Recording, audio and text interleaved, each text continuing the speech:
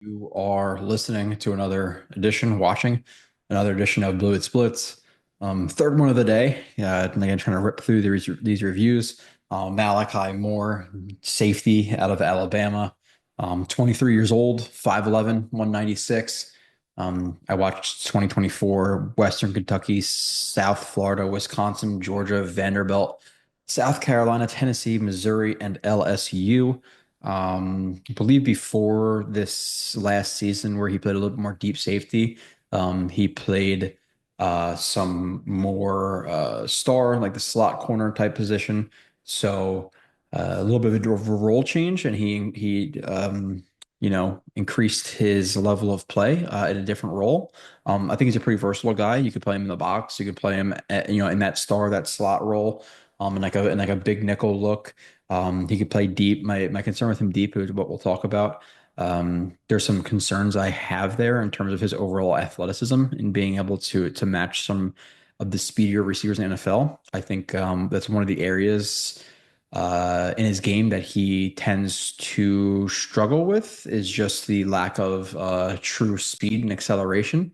Because there's some times where he gets into the right spot and stuff, but he's just not fast enough to keep up with some guys. His game is very well rounded, and in one of his weaknesses, and we'll get into the strengths and weaknesses later. I say that he's a jack of all trades, but a master of none. So overall, I like him. I just don't know how high the ceiling is because of the lack of truly any elite skills or athletic traits. So I think he could be a guy like I think he could be a starting level player in the NFL. And if you get a starting level player in the NFL, and even if he's just an average starting strong safety or free safety in the league for years a fourth round pick, obviously sign me up, right? So take on block and tackle. I believe he's to the left side of the screen here. Um, yeah, he's to the left side of the screen here, and he doesn't always get off of blocks with consistency, necessarily. But the one thing he does do is he holds up pretty well to blocks in terms of widening his base, getting low, working off of his instep, and getting his hands on first. Not easy for 200-pound safeties to take on offensive linemen, but you could see the dropping of the hip, you could see the working off of the insteps, you could see the hand in the side, stands up the offensive lineman, and then gets involved in the tackle. So it's one thing I did like to see from him, and is that he can stand up to blockers now. There's times where he struggles to like counter and disengage, but initially, he takes on blocks with hands inside, and with a good base pretty consistently. So I like to see that and off the jump there, taking on offensive linemen and getting involved in a tackle is obviously good. So more anticipation of route break, hand on hip before look back. So he's in man coverage on the inside slot to the top right here. Okay, and he's just going to squat on this route. Now, the one thing I will say is you want to maybe a little bit more activity from the feet. You don't want to see him so flat-footed right there. So I like to see him inching back or, even just foot firing. I do like the fact that he's playing the goal line pretty hard right there. Obviously, third and goal here from about the 6 or 7 yard line. So they're going to obviously go for the end zone here. So he's going to squat on that line. Now, with that being said, we like the fact that he stays square, he stays patient, he stays over the top of the route. Um, you could see him anticipating the route break. He breaks at the same time the receiver does because he's reading the hips, he's reading the feet. Receiver starts to show an inside break with that right foot coming forward, matches the break, eyes on the receiver, gets a hand on the receiver, then looks back. You have a lot of guys who tend to lose receivers because they're matching a guy, but they don't have hands on. They look back to the quarterback, then the receiver, pivots out of there, takes it vertical, sits it down, whatever it may be, and they get lost because their hands are not on them. When you get your hand on them, you can feel route breaks. Feel free to look back to the quarterback. So what he does doesn't look too early. Hands on, looks back, guards that route well from him in man coverage. So again, versatility. He can play deep. He can play in man coverage on tight ends. I wouldn't want him on slot corner or slot receivers all the time. You don't really want any safeties on him. But in terms of like, let's say, compared to another guy in the Jets roster, like Tony Adams has more athleticism than him. So it's a thing where I'd rather have Tony Adams on a slot receiver than Malachi Moore, but maybe on like a tight end or something like that. It might be Malachi Moore. So he does offer some versatility. Again, in the box is a strong safety, slot corner, deep as a free safety. So he's right here. Man on the number three. He's on the hash.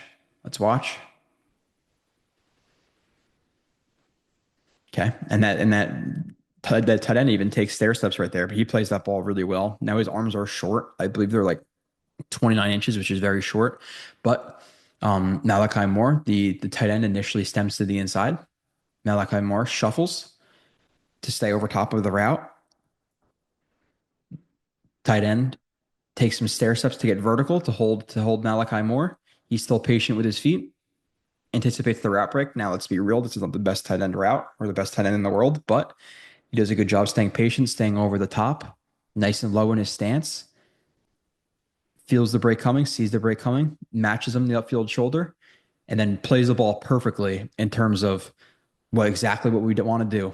We want to, in this situation for him, we want to wrap that left hip.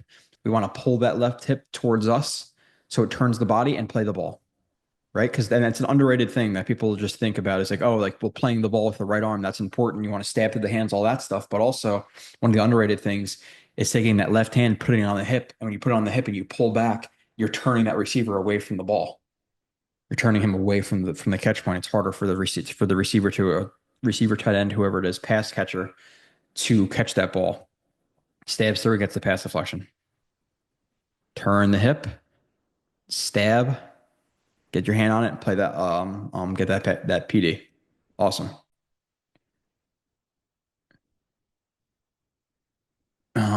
More top slot, man coverage, smart leverage. Okay. So we have top inside slot right here on the hash.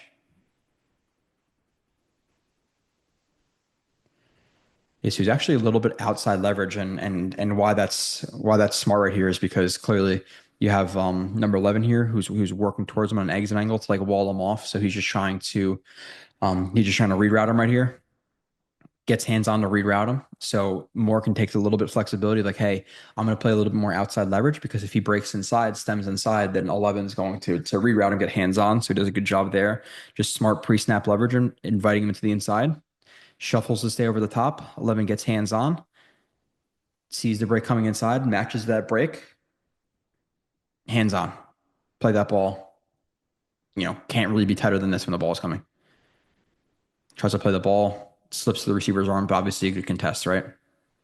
Okay, so we're definitely seeing some man coverage ability right off the jump here, and that should be something that was present considering he played more in the slot when was playing. I'm sure a ton more man coverage than he was this year, but in general, it's obviously a plus trait for him. More top inside slot man coverage again, right here on the number three.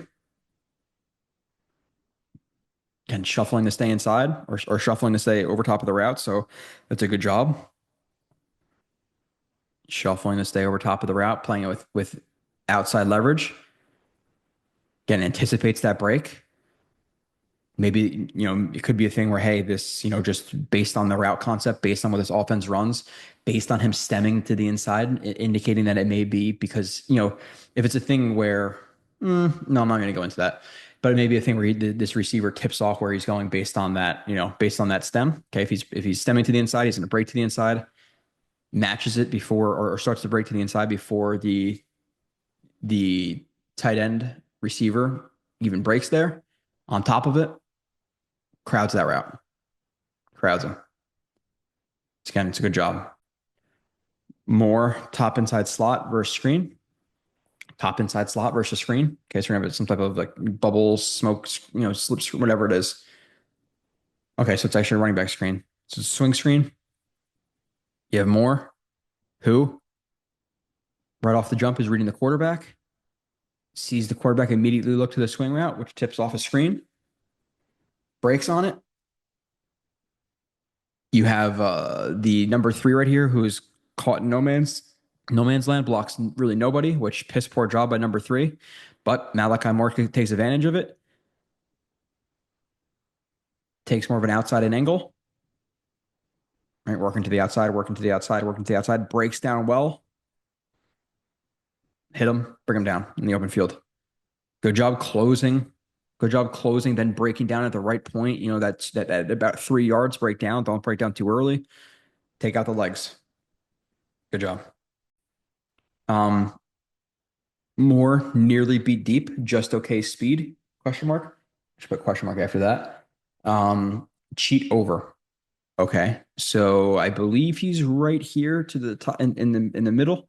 Could be wrong. I'll adjust if I have to after, but I believe that's him. Yeah, you could see some of the lack of speed here. Um, so looks like you may have and bam, like getting into the coverages, it's gonna take, especially it'll take forever. Like maybe bam, I should like preface it like, hey, this is cover, whatever. It looks like you have some type of combination coverage where you got man, man, these guys are in some type of zone, and then he's just playing over the top. He may even be just playing over the top of him if you see the number one threat. Nonetheless, he doesn't even have bad leverage here. Like maybe he could cheat over a little bit more. You don't want to be, 4 yards inside of him, but initially, your DB here has outside leverage. So you're hoping, if anything, the DB can play outside and force him inside. So maybe that's why he's more inside. But it's just a question mark. Could he cheat more over potentially? But in terms of the break, you're about 3 yards horizontally, but you have 5 yards over the top. But watch this, like once he turns and opens, watch the speed and acceleration. There's really not a ton there in terms of like burst there. It is lacking. And the top end speed, he's just not the fastest guy where if that ball was on target, he's beat for a touchdown. I don't even think he puts himself in the worst position. Again, a little bit of fault of number 8, who doesn't get a hand on at all, you know. But it's just an example of the lack of like true range from him, you know. More beat TD, I guess laps. So he is right here, number 13.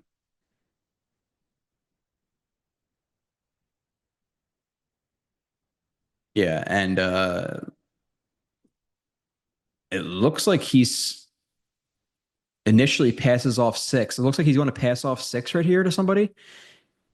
He looks at the quarterback, doesn't realize that he's leaking back out, and then passes him off, but then doesn't look to the running back. Like a little bit confusing. Is he supposed to play so what may be happening here is he may be playing the 3 on a 3 receiver side. If he becomes 2, he plays the 2, but because now this guy flexes back out, he passes it off. But now that he's processing that there's a 1 and a 2, he forgets about the 3.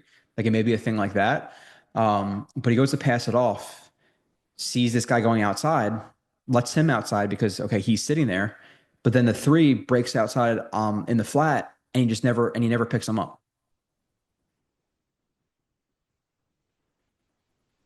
He's a little bit lost in space right there. So there is a mental lapse or two in his game. Even though I think he's overall a smart player, but sometimes things are going on, the 3 to the 2, blah blah blah blah blah. Um, Guys can get lost. It's not necessarily about like being smart or not. Sometimes it's just about processing in chaotic moments, and sometimes people slip up. Slower. More top inside slot, take on block and tackle. Okay, so he's right here. So again, situation where you have a 300-pound plus pound offensive lineman running at him, and he's able to take on the block and still make the tackle. And take on that block, lower yourself, uses that just the lateral agility to work outside shoulder. He's squaring him up in the last second. Okay, I'm gonna kind of dip past it, slip that block a little bit, put 73 in a bad spot. He's now falling all over himself, picks up the tackle. If you're telling me, hey, here is 13 gonna make this tackle? Probably not. Your chances are definitely less likely than they are likely. Makes a tackle. You know. So once engaged, like fully engaged, he's not the best block shedder. But like slipping blocks and things like that, like he could be solid there at times. More bottom inside slot, off man, anticipation break, read stem. Okay, right here. Man coverage on what looks like a tight end. There's a big receiver. Okay. Stems him slightly to the outside. Feels like that's to hold him to the outside. Eyes seem to be low. Eyes seem to be low. Patient with the feet, maintaining outside leverage. Stem starts to take it or bend it back to the inside more. Gets into that contact window. Gets both hands on, matches the break. Nice patience over the top. Sits on that route. It's a tight end. He's not the fastest guy in the world, so he's going to open up some freedom, which gives more some freedom to sit on a little bit more because he's not the best. Obviously, not the best athlete here in the world, but good job. Staying patient, anticipating the break, getting over top of it.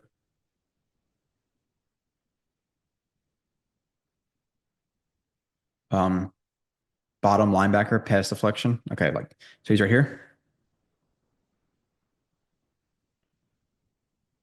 Looks like he's just in the he's like the hook to seam, right? Yeah, he looks like just like in the hook to seam. Anything that breaks inside, number two, he's in a match. I'm sure if this was to be if he was to take this outside or something like that, and there's a number three, he probably is going to bite down on number three, but there's no number three threat right here. He's gonna get vertical into the two, right? See the vertical routes. Look at the quarterback. Check that they're still vertical. Gain some depth because they're vertical routes. Follow the quarterback's eyes. He's still following the quarterback's eyes. Gets underneath of the route.